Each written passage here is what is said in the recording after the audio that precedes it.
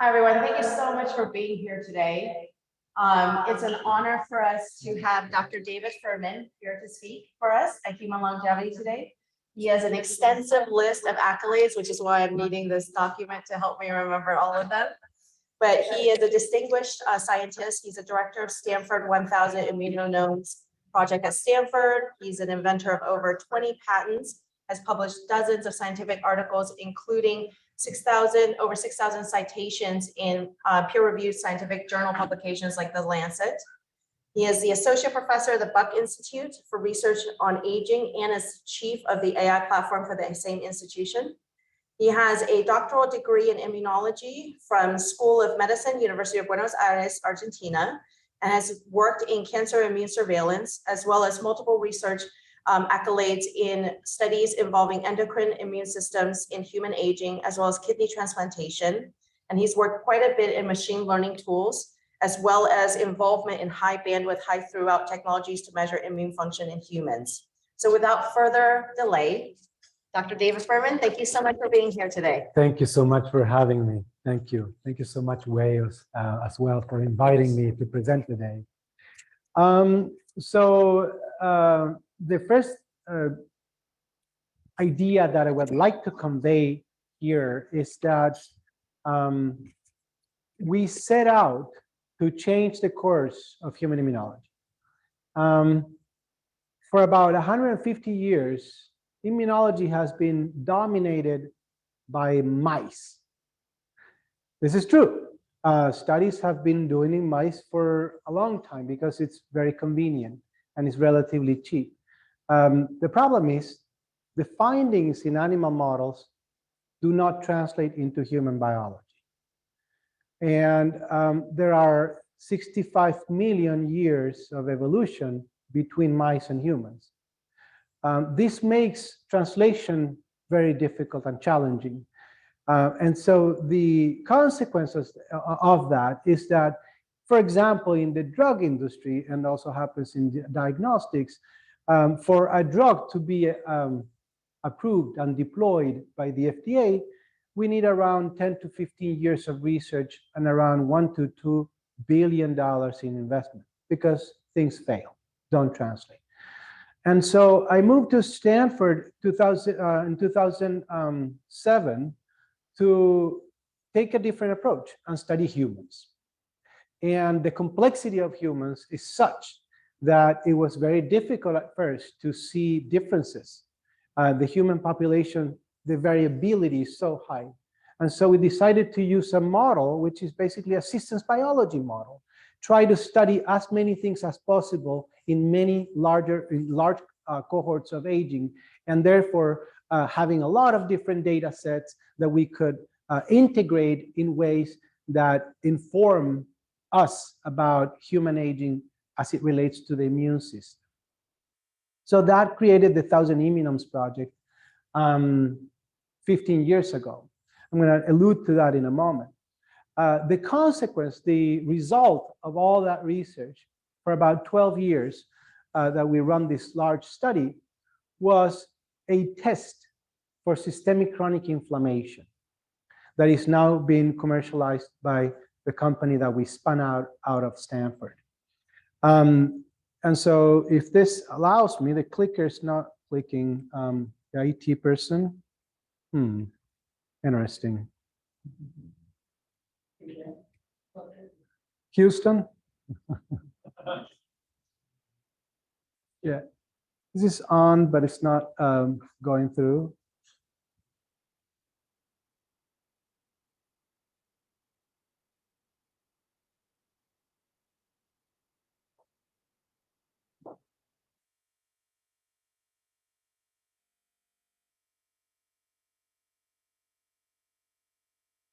Okay, thank you so much, appreciate it.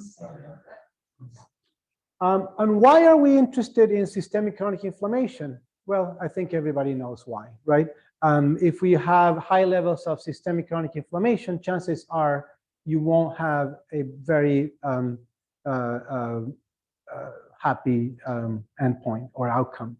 And why is that? Because inflammation accumulates with age and causes collateral damage in tissues and organs, and increases the likelihood of developing the most feared diseases of older age. As you know, cardiovascular disease, cancer, musculoskeletal conditions, diabetes. What I'm showing you on this slide is really the first description of inflammation. And this is acute inflammation. Very, very different from systemic chronic inflammation. This was defined almost 2,000 years ago as the presence of heat, pain, swelling, redness, and more recently, disturbance of function. But that's not really what happens in aging. In this case, in the case of acute inflammation, is the body response to a pathogen or a chemical or a physical injury. The exposome, which I'm going to explain in just a bit, it's a different concept. And is the one that causes these diseases of aging and the inflammatory age that we know now can be measured. There is an idea that from acute inflammation, we can develop chronic inflammation because we have a failure in our resolution of inflammation. So inflammation should be beneficial. It goes up in the response to an infection, and then there are mediators of the resolution. And you need to have those mediators in place so that inflammation goes back down and you continue to be healthy. But if the instigator, if the trigger is persistent, then inflammation becomes systemic and chronic. So this is more a really interesting slide because you don't have to focus on the details here, but suffice to say that every physiological process comes with a cost. And this cost of physiological processes, in the case of inflammation, is generation of molecules that go into the tissues and disrupt tissue function. One example is the formation of granuloma. In this case, we're looking at TB, where there is necrosis and there's a chronic state of a response to that pathogen. But this is pathogenic, very different from the age-related. All this has been largely studied, very well described. And what you see in this figure is what I was just alluding to, the resolution of inflammation. These are lipid mediators that are typically activated in response to an infection. So again, acute. And most of this type of research has been done in animal models or in humans in response to exudate, in response to an infection. So it's very complicated, but suffice to say that there are certain lipid mediators that cause a conformational change and become the good friends to resolve inflammation. And then more examples of non-resolving inflammation. Atherosclerosis is a good example. Obesity.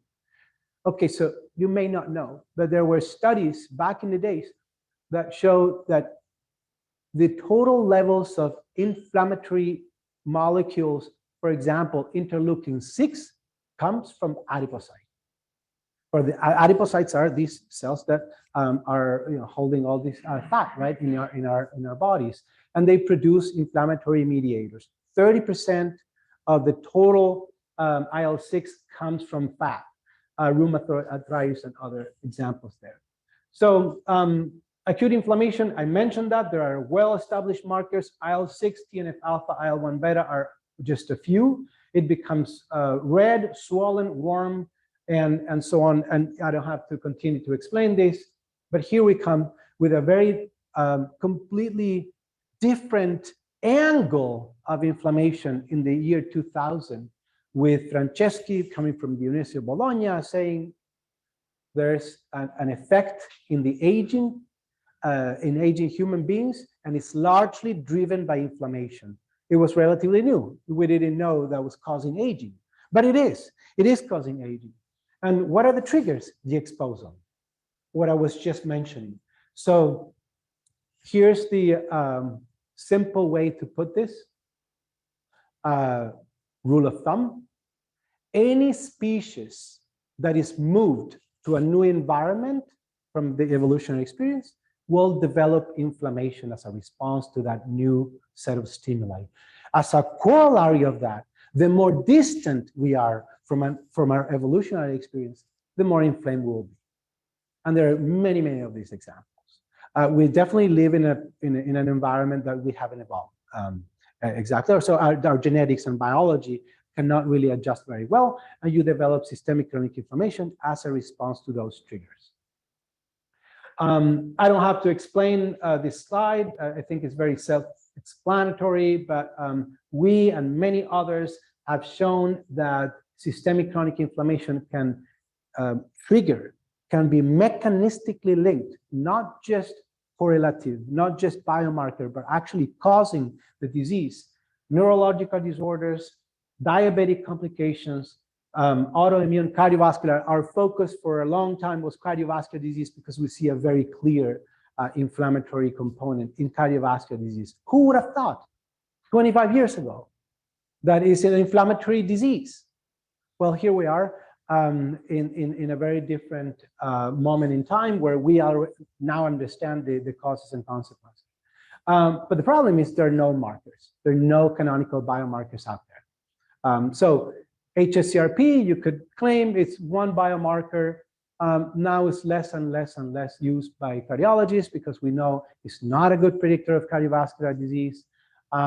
It's an acute phase response to pathogens is produced by the liver, and now is used in case of a suspected infection. So not very good in terms of predicting a chronic disease. We published this paper that was cited maybe, I don't know, 2,000 times, which basically says chronic inflammation is a major trigger for diseases of aging, but also in young adolescents and in young children. So, and that starts in the womb. So let me try to explain this for just a moment. In an inflamed expectant mom, there is an epigenetic change that will be transmitted to the growing fetus. So this is, inflammation is not a problem of your own body. It's something that you have to take care so much because many generations down the road will suffer from the effects of what you're doing today to your body. Okay? So how do we study this? At Stanford, we assembled this team, clinical team, very strong clinical team that recruits patients for a flu study. Easy way to get blood. So they come to the clinic, they even pay you to give you blood. And then you get the blood, you profile this using this technology center with a large number of different technologies, including proteomics, metabolomics, transcriptomics, and so on. We use a AI ML bioinformatics core, and with the right immunological expertise, we are able to develop new models and new therapeutics, potentially for aging. And so the 1,000 Immunomes project was born in 2008. A year after I arrived there, I helped build this entire enterprise for human immunology, which followed 1,000 people. And then we have now another $18 million. This is wrong. We got a little more than that. That go to the Buck Institute because I moved to the Buck from Stanford, as well as Stanford and Technion University in Israel. Our collaborators are there. So with this model, many of other universities have adopted a very similar model. We were able to create a clock.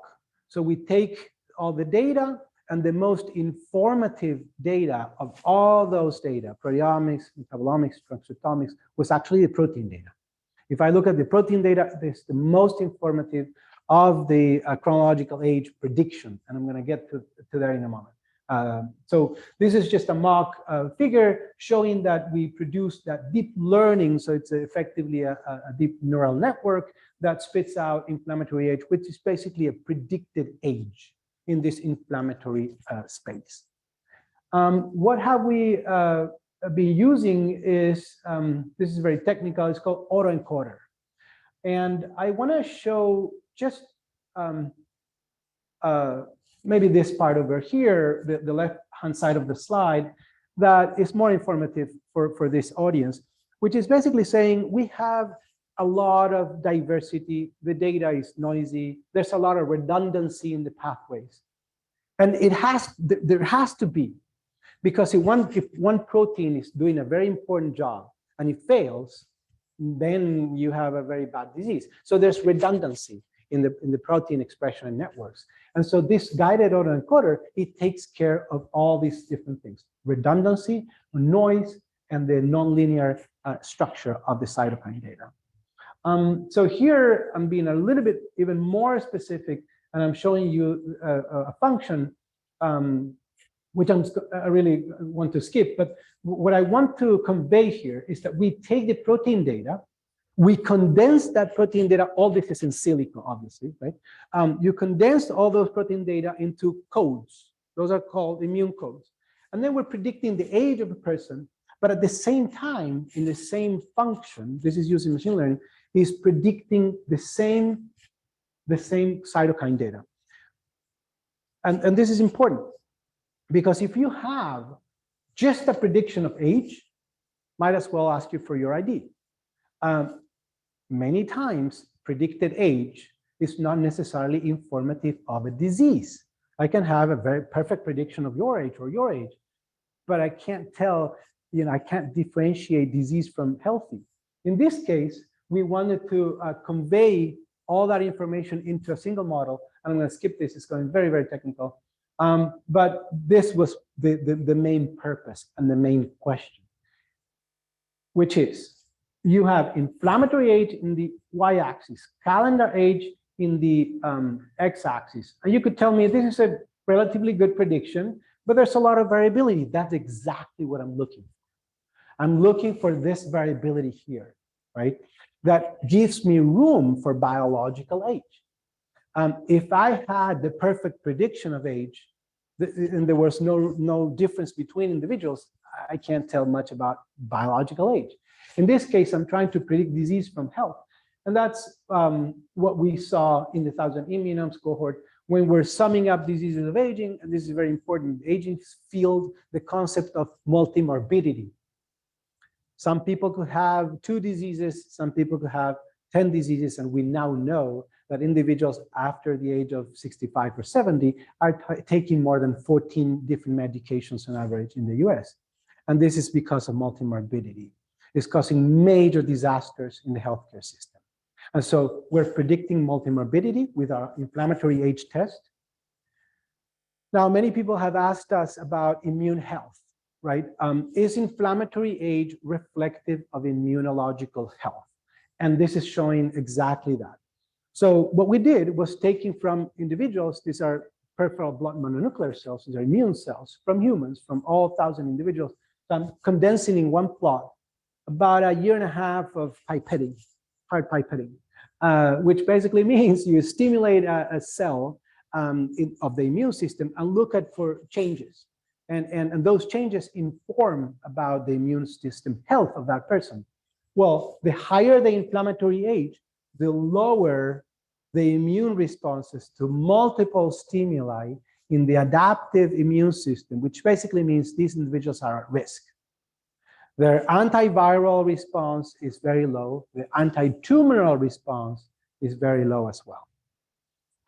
We had certain results in monocytes, which are the innate part of the innate immune system, that show the opposite, show that the monocytes are ready to shoot. And that makes a lot of sense because those are important to produce more inflammatory biomarkers. So it's this positive feedback loop that is very, very bad for the patient. Here we're looking at a cohort of individuals 75 years and older.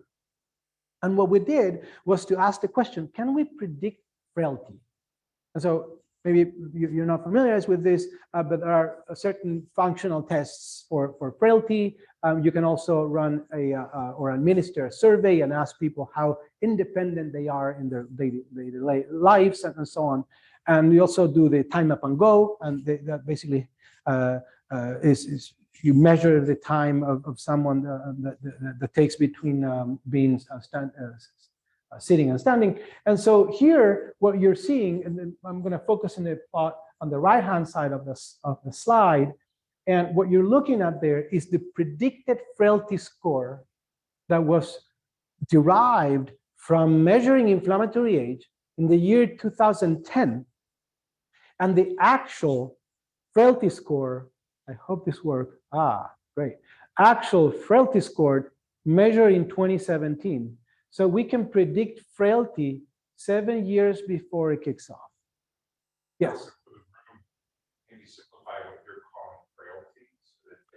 Right. So frailty, the frailty score, as I alluded to shortly, is a composite index of how functional an individual is to perform day-to-day tasks. And that's why we focus in the 75 plus individuals. And so there's a functional test that's called time up and go. And the shorter the time to stand up from a chair and walk certain distance, the better shape that individual has. And there's a lot of other questionnaires that talk about independence and autonomy more generally. Here we're looking at a very healthy population. There were indications, as I mentioned before, that we could predict cardiovascular conditions, but we didn't have the right cohort. It was a mixed bag. So in this case, we're recruiting a very healthy cohort from the Palo Alto cardiovascular study, 151 in total, 97 we analyzed, and age 25 to 90. All these individuals were nominally healthy by any means, by lab measurements, HSCRP were all matched for normal kidney function, no risk factors for cardiovascular disease, and yet they had high levels of CXCL9. And when you look at pulse wave velocity testing, that means that one of the major biomarkers of inflammatory age, which is CXCL9, is the driver marker of inflammatory age, now correlates with stiffening of your arteries. Okay, so now we're trying to bring back the idea that cardiovascular events, because pulse wave velocity testing, arterial stiffening, is the #1 predictor of heart attack. Okay, so it's a very strong predictor of heart attack. In this case, we are bringing a population of 20 centenarians from Bologna, from the University of Bologna, and we measure the inflammatory age test. Well, it turns out that they're protected from disease, we know that, but they also have very low levels of inflammatory age as compared to other cohort that is in the 60 to 80 year range. Because we had this massive amount of data in the same individuals, so same protein genetic data in the same individual, we were able to derive a gene expression surrogate marker of inflammatory age. Okay, and the idea of this is to go outside of our wheelhouse, of our in-house data, and to go and say, okay, can we predict mortality in outside of our 1,000 immunomes cohort? And so we used the framing heart study, which is a long study that took a longitudinal study that ran for about 40 years now. And effectively, we created that gene expression signature of inflammatory age that represents inflammatory age in the gene expression space. And we predicted cardiovascular disease and all-cause mortality. So here's the transition between the 1,000 immunomes to the IH test that we have now. All the intellectual property and the infrastructure and the technology are under Edifice Health. And I would love to claim that this is one of the most important biomarkers of inflammatory health. And also it's a predictor for many diseases of older age. And so maybe I'd like to pause there for a moment. If there are questions, I can continue with some slides that talk about preventative measures. Yes? What did you do with the reference for your inflammatory age? So what is the healthy line? It's a great question. Who wants to be normal? Once I heard. How do you know that somebody is normal or Yeah, or is normal? right. So we always have used the 20 to 30-year-old young, healthy grad students as a reference for health. But in this case, the age acceleration, which is what predicts all these conditions, is how far we are from that regression line. So when you run a regression line in your predictor versus your calendar age, and you estimate the residual, that is the predictive feature that we have for morbidity. And the reference is the 1,000 immunomes, which is basically a largely skewed geographical and ethnic So you assume population. that these 1,000 people represent normal. They represent what happens in Palo Alto. Right. We are now increasing our patient population to a marine, which is not very different from Palo Alto. But as we increase our reach and commercialize these, we're expecting that probably we're going to see more and more refinement of the algorithm, and very likely more diversity. Yeah.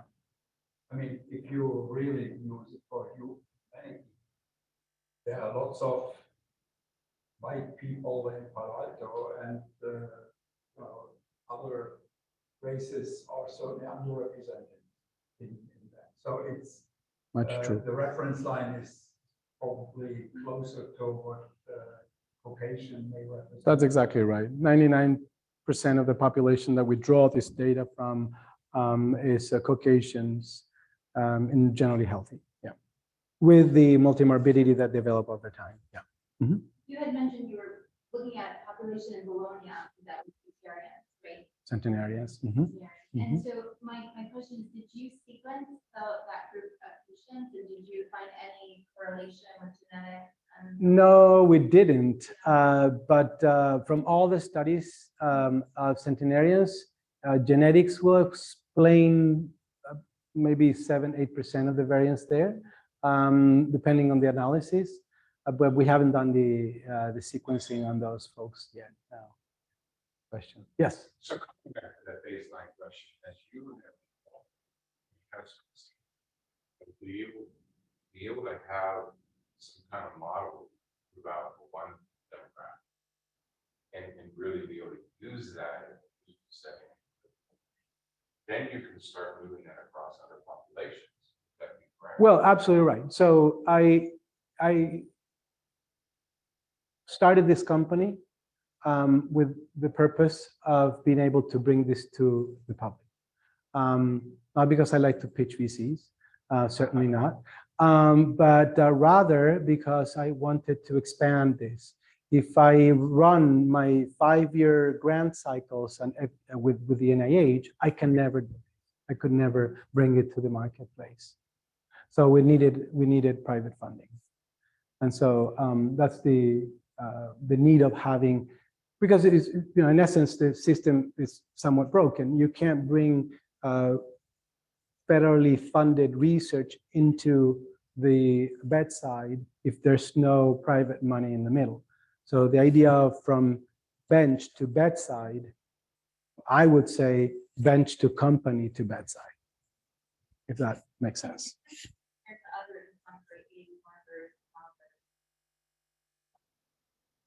Right. Can you allude to, like, want to elaborate on which one?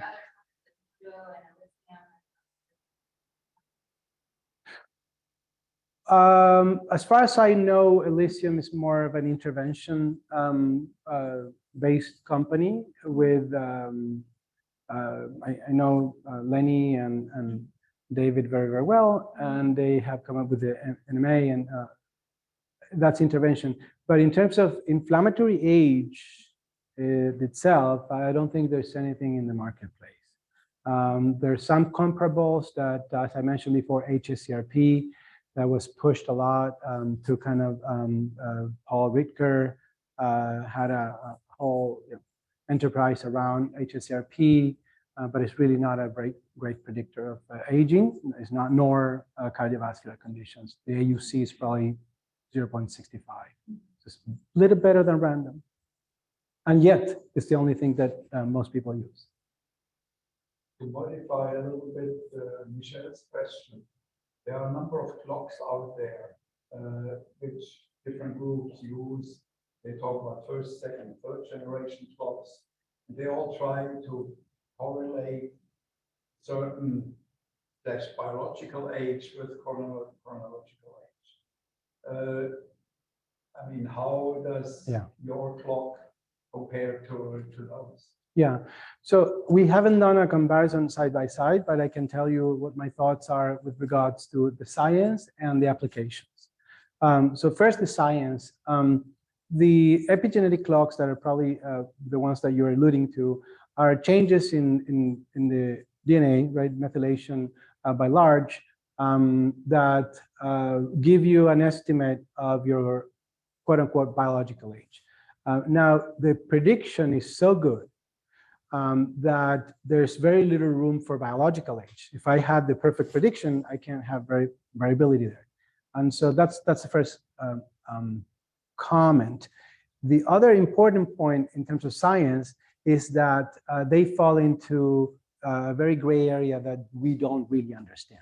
What does it mean to have, you know, methylated gene here, or the CPG islands? It's a you know, unknown territory. No one knows how to change those, and that goes back to tie back to the second point, which is actionability. How do you intervene? We don't know. In our case, there's a lot of data on how to intervene, at least from my perspective as a scientist. I'm not representing my company's views necessarily, on how to action it to bring down your inflammatory age levels. And those proteins are actionable. So your test for the IH, is it just a proteomics test, or is it multitude of, I heard once 26 different proteomes or proteins are shown in order to get to your test with all? Right, yes. No, great question. So from all the data that we collected, we ended up having 5 core analytes that are best predictors, and that's what we're bringing to the market. Now, yeah, 5 proteins in blood. It's the most important. Yeah. Now, under the curtain, we're building other clocks, and this is what I do for a living. So we have a transcriptomics clock, we have a metabolomics clock, which are not the epigenetics, very different. And we now have clocks for a particular organ. So we have organ clocks that we could derive from our studies. And so I can indicate if person A or person B would have an acceleration of the clock for that particular organ, and therefore the likelihood of developing diseases in that organ will be higher. And so that could inform physicians and maybe clinics like HLI to say, okay, guys, how do we target this individual who has, this is his Achilles heel? Organ clocks are part of the IH. Not yet, not yet, not yet, not yet.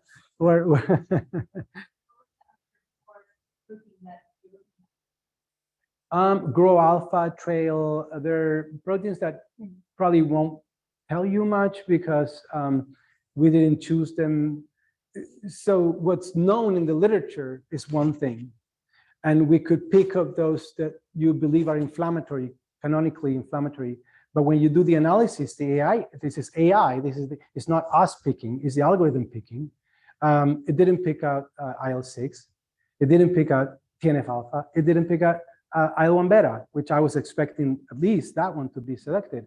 These are other proteins that have other functions. So trail, for example, when it's too low, inflammatory age goes higher. It's not that inflammaging is all about rate increase. There's some proteins that are decreased, and that contributes to a higher inflammatory age overall. And so trail, for example, activates a pathway, it's an apoptotic pathway in senescent cells. So if you have trail too low, senescent cells are increasing, and then therefore you have more inflammatory overall. So that is the pathway, like when the macrophage. Right. I don't know if that trail is only expressed in macrophages, but it's definitely a cellular senescence clearance mechanism. What were the other ones? Grow alpha, gamma interferon. For example, that's a great example, right, of a personalized profile. My inflammatory age is a little bit higher than my calendar age, and I didn't like that. But the reality is, currently, my gamma interferon levels are lower than what I should have in blood. It's not that my CXCL9 is higher. I don't have any cardiovascular based on the assessment of this IH test, but rather I'm probably less fit in fighting some infections and something like that, right? So gamma interferon is a basic mechanism of protection against infections, and lowering that levels also increases IH. That's why my levels are a little bit higher. But, yeah. More questions? If you don't mind repeating the questions to leave about 6 people. So, yeah, if anyone has any more questions. Absolutely. I'm not going to go back to all the questions that they posed.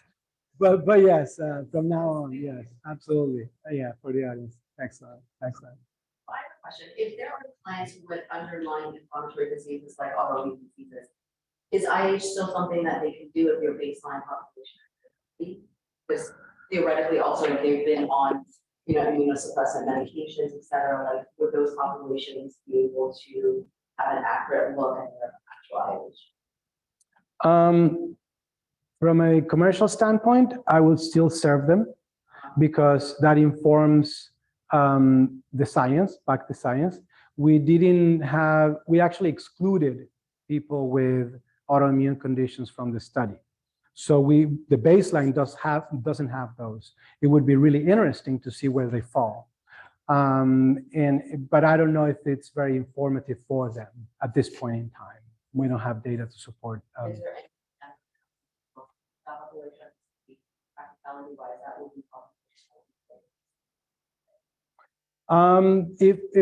If it's part of the population we're serving, absolutely, we're not going to say no, but we don't have any particular plans to study autoimmune conditions or autoinflammatory conditions for that matter. Generally typical baseline population. That's exactly right. We are in the preventative medicine space, and that's how we align so well with your enterprise here. Yeah. We have a question from one of the webinar attendees. So they asked if IH is available to the general public. Not yet. That's still work in progress. We are in conversations with HLI as well, but we're expecting sorry, I didn't introduce my CEO here, who's David Goldberg, and so generally speaking, I'm the very optimistic one. I say, yes, I think we are ready, but I have my CEO, so I have to say not yet. And probably in the next 6 to 9 months, we're going to be ready to start taking samples. Any other questions? That was it. Okay, very good, very good. Okay. This is wonderful. We really appreciate Thank you doing this. Move to the next slide. Thank you, super. Okay. All right, scientific leadership that I don't have to show you. We are transitioning to industry standards. So great question from the audience. The process would look something like this. We're still improving on this workflow. Nothing very different from what you've seen before, where you get a kit in your house, you can extract your blood, or you can come to the clinic and the sample is been sent to our labs, we run the test, and you get the results. And then you can obviously have the metrics of the different metrics of inflammatory age and the age acceleration, but also the different deviations of proteins based on population benchmarking, and the historical progression to measure against yourself once you have taken steps into lowering systemic chronic inflammation. And I wanted to, from this and the next few slides, mention that this reflects only my views and not necessarily, we're not diagnosing, we're not treating any disease. But I decided to write a book about this. And so this is a work in progress. And my good friend, Mark Hyman, his publisher, is also working with me on this project. And the idea is to exploit the common knowledge that I have acquired over the past 8 to 10 years about this part here, the triggers of systemic chronic inflammation and what to do about it. And so you've seen that I developed this 3-pillar approach to systemic chronic inflammation that starts from protection against some of the exposome triggers that I'm going to show you in a moment, challenge, and this is both mental and physical challenge, and repair mechanisms. So these 3, oh, this didn't come really beautifully, but basically talking about nothing new, the exposome. So again, the farther we are from an evolutionary experience, the more inflamed we'll be. Challenges go from strength training, so all this data can be found in PubMed, but I curated almost 10,000 papers. And so that's where the lifestyle or behavioral exposome protocol comes in place. So this is the type of different challenges, and these are hormetic challenges to protect against inflammation. I'm just going to go very quickly, and there's a lot of different papers out there that talk about DNA repair. And in my particular interest to bring this to the public and the masses, I'm talking about behavioral interventions that can modify demethylation and methylation and histone acetylation of the DNA as part of my book. And so some more examples. Gut dysbiosis, everybody has heard about the microbiome, right? And that's nothing new. The higher the diversity of the microbiome, the lower the inflammatory age overall. And this is it's accepted, and we've seen that in our studies. What does it mean, diversity? Well, it means you have to be exposed, and you also have to feed those bugs. How do you feed them? With prebiotics, right? Which basically means soluble fiber. We even did a study with a corporate partner in inflammatory age, edifice, with a concentrate form of a beta-glucan, which is a very good nutrition for our microbiome. And we saw a reduction in inflammatory age after 2 weeks of consumption. So it's very important. And there's more stuff, including the polyunsaturated fatty acids, the entire resolution of inflammation, having the right omega-3 polyunsaturated fatty acids circulating in the blood. That is real. That's all solid, and it's easy to get to that point so that we reduce systemic chronic inflammation overall.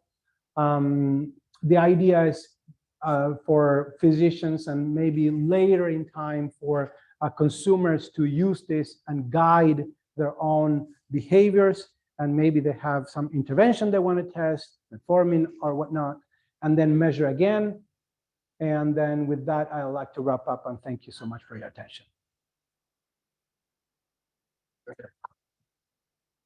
Thank you. Any more questions on that second part? We actually did have one of our HLI physicians, Dr. Jennifer, he asked if you followed any interventions that decrease your age. Yes. So we did an internal study. So I don't have to repeat the question. I think everybody heard what you said.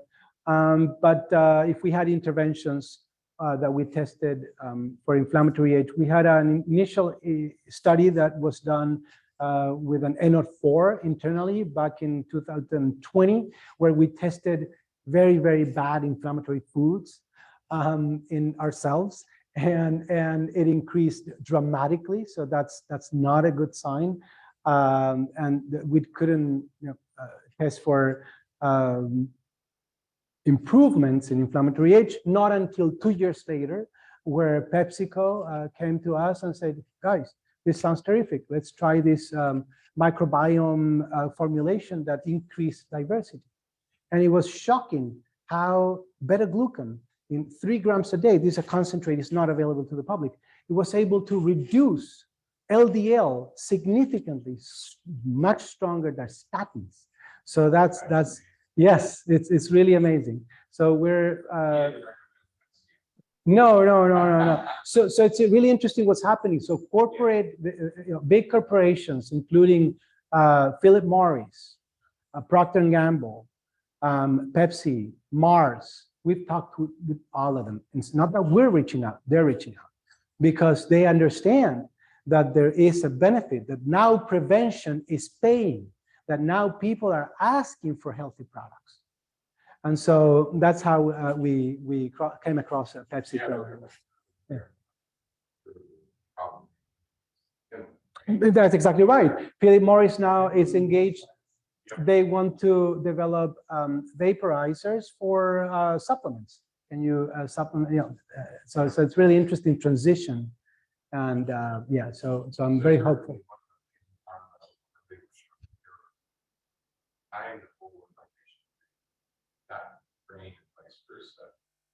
That's where part of what I think you're trying to solve for, maybe talk about that.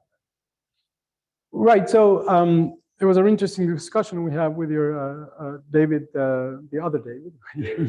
Yeah, one more. In the gut-brain connection, he's seeing it from a very epidemiological and outcome clinical data. We are seeing it from a largely molecular data when we build the clocks, the organ clocks that we have now ongoing. One, they can predict the disease where the organ has acceleration of the age. And two, the best correlation that we see is between the gut and the brain. So they're largely correlated, the two clocks. Now, this is really interesting. It means that if you have an aging gut, very likely you will have an aging brain, an aged brain. And in our studies with UCSF, now 25, 30 years of longitudinal study with Joel Kramer there, we've seen that people age obviously at different rates. Even individuals in the 20s or 30s or 40s have brain atrophy that can resemble those of 60 or 70. And that's largely correlated with different biomarkers of inflammation. Yes. There's been a lot of research looking at the muscle health and the brain, looking at the myokine, how that impacts brain development and brain. Yeah. And so have you been looking at that? Not extensively. I could go quickly to my laptop and see if those correlate. Yeah, I can just ask my senior scientist and give me some data. But I can't remember the plots with the muscle nor the heart in the connection with the brain. But it was very clear that the gut and the brain, in terms of the age acceleration, are tightly connected. But for each 5 years you age in the gut, you have 10 years acceleration of the brain. So the connection is not one-to-one, which is pretty scary. Let's say the client finds out they're at this stage. Where is your research and start to reverse that process? And can you? And once the gut's that way, can you reverse this process? Right. I don't know. It's too early to say. Maybe by increasing microbiome diversity, would be one way to reverse the clock. It's a great hypothesis. I don't know. I mean, you would think We would have to test that. you would think just behavioral changes, helps out change, everything start to first time a little bit. You would expect. Yeah. Yeah. Okay. And then there's a lot of talk about the plastics, right, in our environment, right? And the Teflon coated pans and the plastic wrapper and all the foods and how that we're absorbing that, and that obviously affects the microbiome and our, ecological system. Have you been monitoring, I mean, there's so many things with this product, I can't go back to the data set. Right. People's habits are, and that's one of the things that HLI we really learn about every habit, and I think that's what we do at HLI, we deep dive deep into their habits, look at their genetics and their blood tests, our results of imaging. Yeah. We've been looking at and whether that's contributing to inflammation. Not in the 1,000 immunomes, not. Unfortunately, we don't have that type of granularity in the data. I would love to have that because this is my thesis, this is my book. I know it's so important. Not just plasticizers, or plastics are basically a plasticizer and a resin, and resins are hard, and plasticizers make plastic, but they leach. And they leach, and they are hormone disruptors, and that causes massive disruption, not just in the hormonal endocrine system, but also at the level of microbiome. So plasticizers, but also emulsifiers. There's this incredibly strong research published in Nature, where they looked at polysorbate 80, which is very, very common. You find it in ice creams and cosmetics and all over the place. Carboxymethyl cellulose. Those are the most used emulsifiers. And what is an emulsifier? It's basically because an emulsion between, say, water and oil.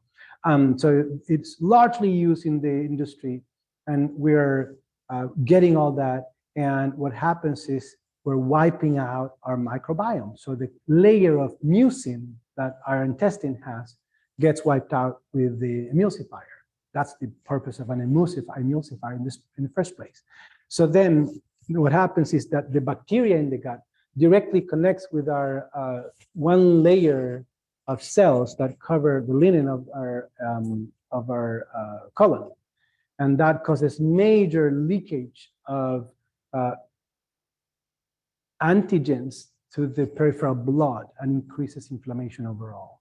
So not just plasticizers, but also emulsifier can gain many of those. You cook at home, you go out to eat, or you just cook at home? I cook at home. So I wake up, my routine is I wake up at 6 a.m. every day. I'm a morning person anyway, and I cook. That's the first thing I do. My coffee first, but then I cook for the kids. And I have 3 kids, so I cook every day for my kids. And then they get their lunch to school, and I feel happy about that. Yeah, I can control that stuff. If you buy out there, you don't know what you're getting. A very practical question. When will the IH test be commercially available, and on the FDA lingo, will it be the LDT approval, or PMA, or what are you? Yeah, maybe. Yeah, David, do you want to say a few words about that path? So there's so much we'd like to do, right? The Department of Industry bringing it directly to it. For now, the pathway that we're looking at is starting part of physicians and clinics in a fashion, and then opening it up to some of their patients. Ultimately, part of the reason that we want to do this is because we're trying to build our real-world evidence, so we can build this kind of iterative cycle of improvement algorithm, understanding what its limitations are, where it works, and then being able to kind of scale it up. So that's how it works. My assessment is, so David, as David Furman mentioned, he is always the optimist one, and I counterbalance. I'm the cautious one. I think that potentially we could be reaching larger scale of patients from in about 9 to 12 months from now. Could be sooner than that, could be longer than that, but that's kind of the general feeling. We're also at the moment we're in kind of the research use only step for a variety of reasons we can talk about. We have no doubt that we will be cash certified, whatever is needed. But just, I'm an operations person, so our focus and our priority at the moment is kind of the step-by-step approach of partnering with our physician and clinic network and then their patients. And as we scale out, we'll be able to kind of check off more and more of these boxes, including all of the exciting options of working with that are industrials, whether it be on the nutrient side or the pharma side or otherwise. So it's an exciting future, step by step together. Will it require a doctor's script to get it, or will it be a B2C model? Right now, our focus is with physicians. We have a lot of theories about how interventions could work, but as the company Oedipus and David mentioned, we're staying away from that. We don't want to say we're doing interventions yet. We hope to get there. We believe we will get there, but we're not there yet. So in that sense, you will have to go through your physician. What is the blood draw at home? How is that process? Is it small? Is it? Yeah, it's really easy. It's very cool. So there are different options for doing this, but our current model that we're continuing to kind of refine that is a very nice device that you strap to that on. Yeah, exactly. Blood draw, and then you send that to us. We would send you the kit. You would send it back to us, processed in the lab. The sampling, generating, extracting analytes, measures, running through the algorithm, and again, that final report out, feedback to the physician or patient, either separately or together. And it's very, Yeah, I mean, yes, no, not yet. I was on a call with a foreign country a few days ago. There's a lot of interest, so we will get there. I have a question for the lab. How do you measure the blood markers? Do you do the ELISA or you do something? we do by Luminix, by bead arrays, Luminix. Yeah. Yeah. So proprietary to us is a custom kit. It's produced in Vienna. Yes, wait. Thanks, David. So you are an expert in the longevity and dietary space. So I'm wondering if you have any personal longevity tips, that you can share with us, especially for. Great question. I think, yeah, there are quite a few. From the book I'm writing, I think it's all about, behavioral for the most part. That is divided into these 3 pillars. I think one of the most relevant and very strong connections between behavioral and inflammation is sleep. When you have disruptive sleep, your immune clock goes to the skies. It's really, really, really bad. So sleep, management of good sleep quality.